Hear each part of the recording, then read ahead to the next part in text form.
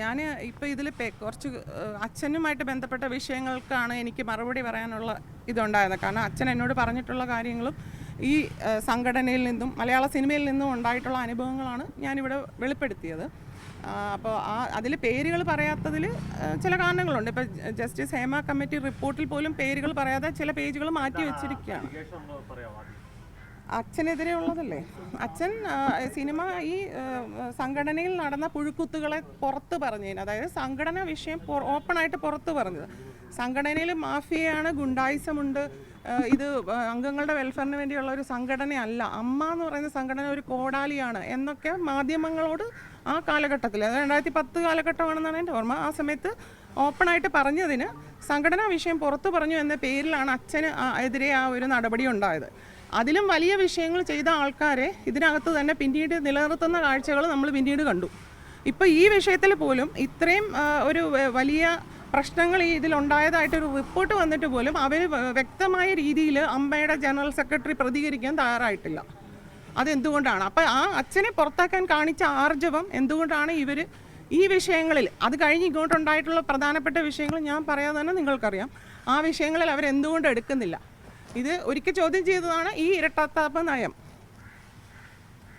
ഈ പേരുകൾ പുറത്തു വരാതെ ഇതൊരു ആരോപണങ്ങൾ മാത്രമായി ഒതുങ്ങിയാൽ ഇത് കുറച്ച് ദിവസങ്ങൾക്ക് ശേഷം നേരത്തെ ഉണ്ടായ പോലെ ഒതുങ്ങി പോകത്തില്ല.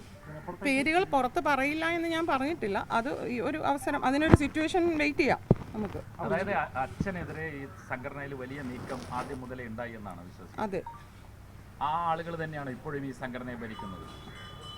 ഈ റിപ്പോർട്ട് പുറത്തു വരുന്ന സമയമായപ്പോൾ കുറച്ച് പേരൊക്കെ മാറിയിട്ടുണ്ട്. ഇനി അതുകൊണ്ടാണോ മാറിയത്, അതോ അവർ ടയേർഡ് ആയതുകൊണ്ടാണോ എന്ന് എനിക്കറിയില്ല. അച്ഛന് മോശം അനുഭവം ഈ സിനിമയൊന്നും ഉണ്ടായിട്ടില്ല. നേരത്തെ ഉണ്ട്, അതായത് 2010 മുൻപേ തന്നെ ഉണ്ട്. അച്ഛന് തുടർച്ചയായിട്ട് അവാർഡ് കിട്ടിയപ്പോൾ, അവാർഡുകൾ ഒരു 80 to 90s ഇടയ്ക്ക് കുറേ സപ്പോർട്ടിങ് ആക്ടർ, ബെസ്റ്റ് ആക്ടർ ഒക്കെ കിട്ടിയപ്പോൾ ആ അവാർഡ് കുത്തക നമുക്ക് പൊളിക്കണ്ടേ എന്ന് പറഞ്ഞുകൊണ്ട് ഇപ്പം ഒരു 3-4 പേര് ചേർന്ന് കൂടിയ ഒരു സംഘടനയാണ് ഈ അമ്മ സംഘടനയായിട്ട് പിന്നീട് പന്തലിച്ചത്. അച്ഛനെതിരെ സംഘടിച്ചതാണ് അച്ഛനെ ഒരു കാര്യം, വൺ ഓഫ് ദ റീസൺ. അല്ലാതെ ഇവരുടെ മെയിൻ അജണ്ട ഞാൻ ഓൾറെഡി പറഞ്ഞു കഴിഞ്ഞു. അതായത് എല്ലാവരെയും just to keep them in line, ഒരു നിലയ്ക്ക് നിർത്തുക, അവരുടെ കൺട്രോളിൽ നിർത്തുക, അത് തന്നെയാണ് ഇതിന്റെ മെയിൻ അജണ്ട. ജാതിയുടെ പേരിലും നിലക്ക് നിർത്താൻ ശ്രമിക്കുന്നത് ആരൊക്കെയാണ്? അത് ഹേമ കമ്മിറ്റി റിപ്പോർട്ടിൽ ഓൾറെഡി പറഞ്ഞ വസ്തുതയല്ലേ, 15 അംഗ പവർ കമ്മിറ്റി വിത്ത് ഹിഡൻ അജണ്ട.